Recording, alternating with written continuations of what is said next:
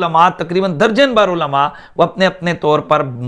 ज़बरदस्त किस्म के जवाबात वो दे चुके हैं, और आवाम तक चूँकि वो शायद नहीं जा पा रहे, जिसकी वजह से मिर्ज़ा साहब सही तरह से एक्सपोज नहीं हो रहे। जो मिर्ज़ा साहब ने अपनी वीडियो में, जो 2 घंटे से ज़ायद की वीडियो है, उसमें जो उन्होंने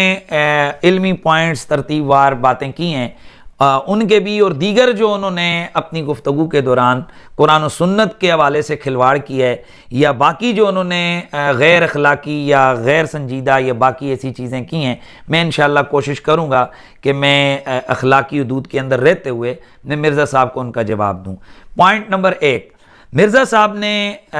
मेरे ऊपर इल्ज़ाम लगाया कि जब मैं मुनाजरे से वापस गया जेलम से, तो मैं पिंडी पहुंचकर मैंने अपने उस्ताद गिरामी या पीर कामिल हुजूर सैयदी व मुर्शिदी पीर सैयद हसीनुद्दीन शाह साहब के पाँव पर मैंने सजदा किया, और इस पर फिर